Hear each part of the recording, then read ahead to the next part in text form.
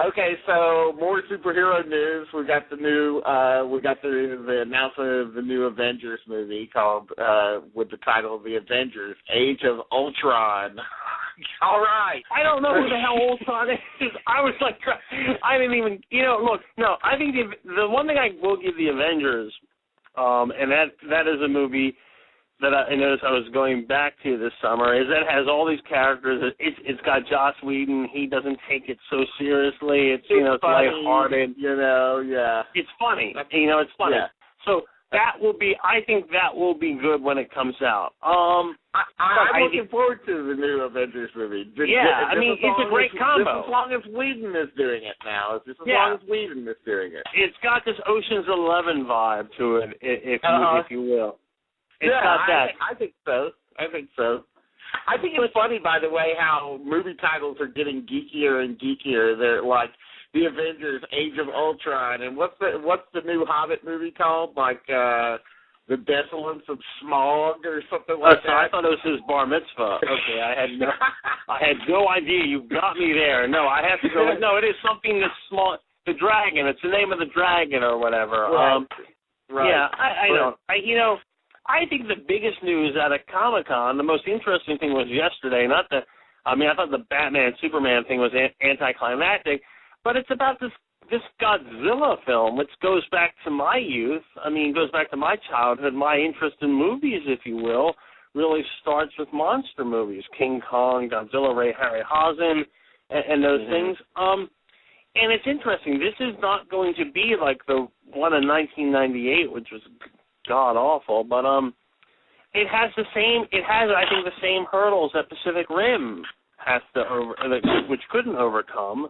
Right. And I think it has the same, it's Pacific Rim I enjoyed very much, but let's be very honest, if you didn't like monster movies when you were growing up, or there was nothing in Pacific Rim that was going to get you to go.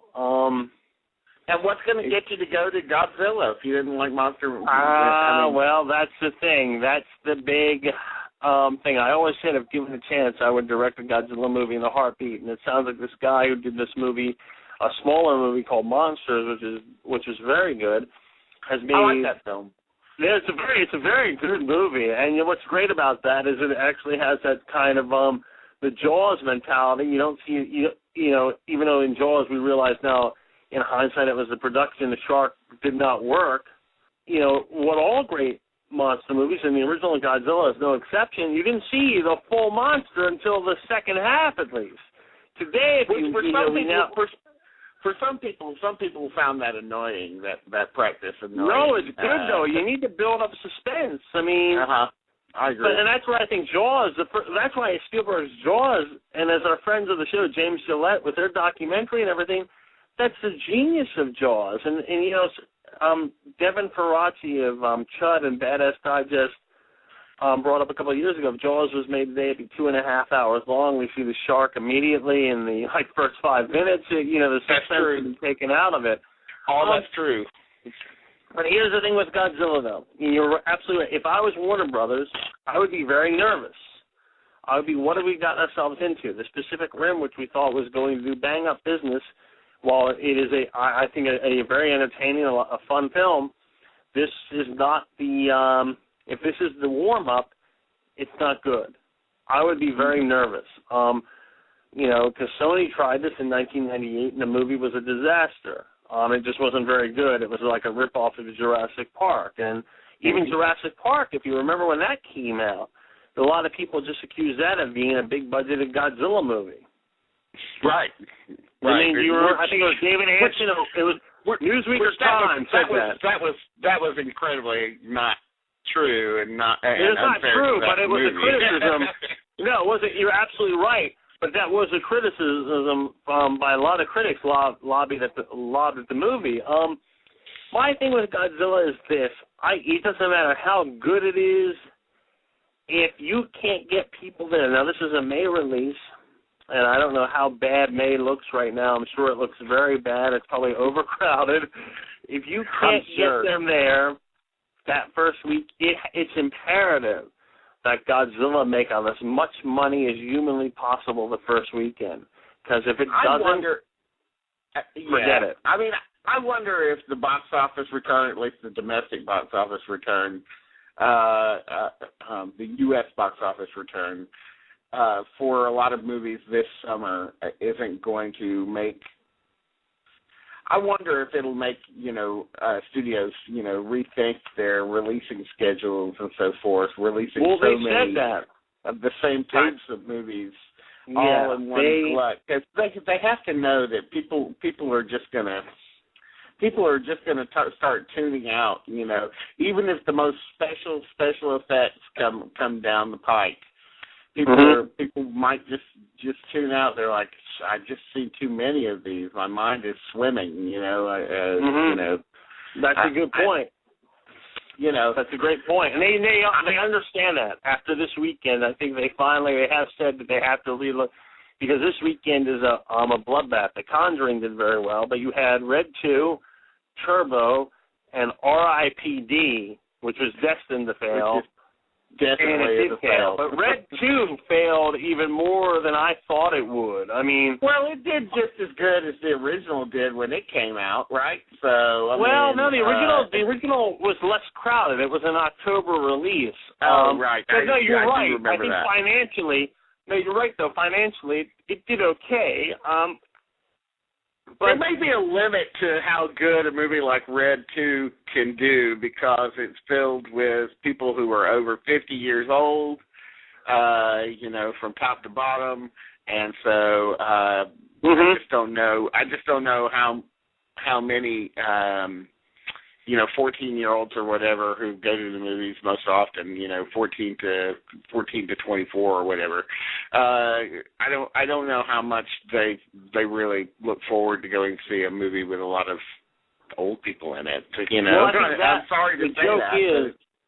The joke is with Red 2, though, that is aiming for the boomers, and the boomers, they might have gone to see it. Let me actually take a look here and see find the numbers. R.I.P.D. though, which I had no interest in seeing, because life is very. No one did. I didn't know that it was a comic book movie. It's a comic. I didn't know that until I read the New York Times review yesterday, and Manolo Dar just said it was an insult to comic book movies that suck, and this was. And I didn't realize I did not know it was based on the comic book. It just looks really bad. To show you that the comic book imprimatur can only go so far in luring in the fans of comic books, Yeah, well, I mean, by the way, I don't know anybody that collects comic books. 0 people. It seems like it's something from our generation that is faded. I know no one that reads comic books anymore. Let me see if I can let me get some numbers here. Okay, The Conjuring was $39 million. Despicable Me was number 2. Turbo was number 3. So for all that talk, it made $31 million. Grown Ups 2, which is the Adam Sandler employment agency film. It is. That's what that is. Okay, Red 2 made $19 million. I'm sure that's what the first one probably made too when it came out in October of 2010, I think. So right. So that's not a dud. But R.I.P.D. in 3D, it's $13 million, and that's not good.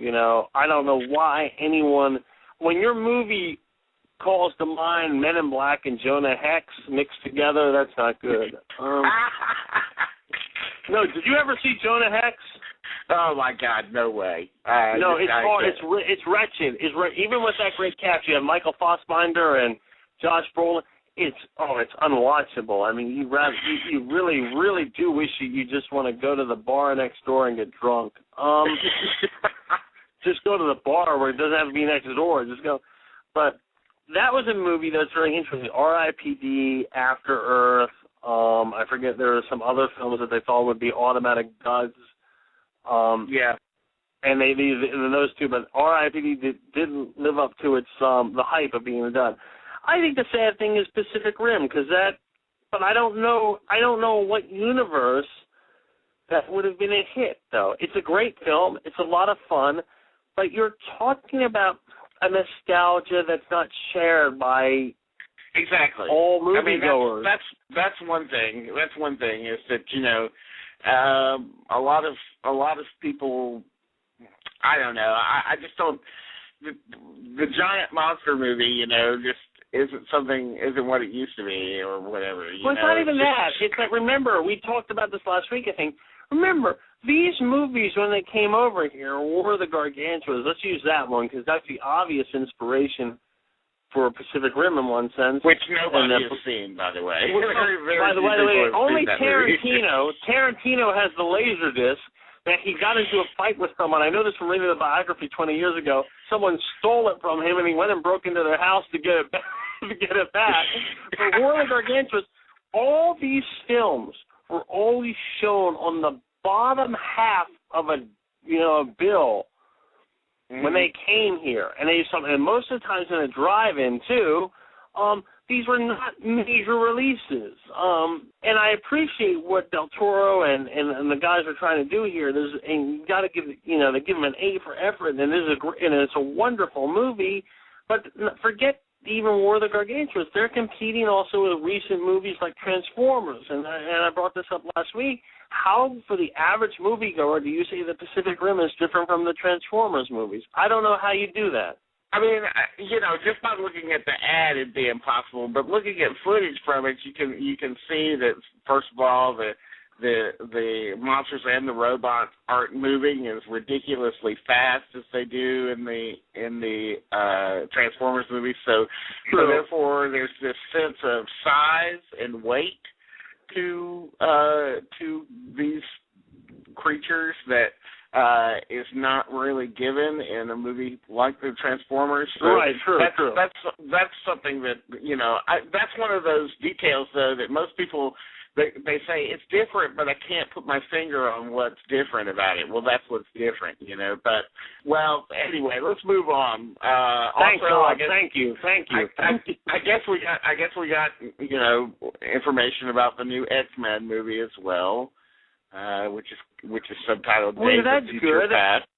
That's good, but and then I think this could be Bryan Singer's I think this is going to be looked at as Bryan Singer's redemption for abandoning the third one for Superman Returns, and it sounds very good. But do you think maybe the movie that opens on Friday with Hugh Jackman might beat everyone to the punch and could be better? Well, from what I read about Wolverine, I'm already sort of more intrigued because it does seem to be more of a human kind of story. Yeah. And it does seem to, take place with feet on the ground rather than, in the air, flying around, busting up entire cities and stuff like that. It seems to be more grounded in it is much humanity as a superhero movie can muster. That sounds interesting, and I do like the director, James Mangold. So I love Heavy. I love this movie. Hey, Copland and even Copland's good. Walk the Line is good. Yeah, even Identity is good too. Yeah, it's a creepy movie. Yeah. Yeah, so he's somebody, that's not, I don't drop everything I'm holding to go and see his movies when they come out, but he's competent, and so it might be interesting to see somebody like that. I would rather see someone outside the. He's not the first choice, and the funny thing is, this is Darren Aronofsky was supposed to direct this, and he'd be perfect for this movie. I knew he was going to drop out of that. Oh, he drops out of everything. RoboCop, Batman Year One, he drops out of everything. I just don't think he has it. I just don't think he personally. I don't think that Aronofsky has any interest in doing a movie like any of those titles. I just think that he's of another frame of mind. I think you're right. I think you're absolutely right. He might want the money, and he might be he might be sort of toying with the idea that, I'll get a windfall of cash, and who can blame him for that? But I in the can't. end, I do in the heartbeat.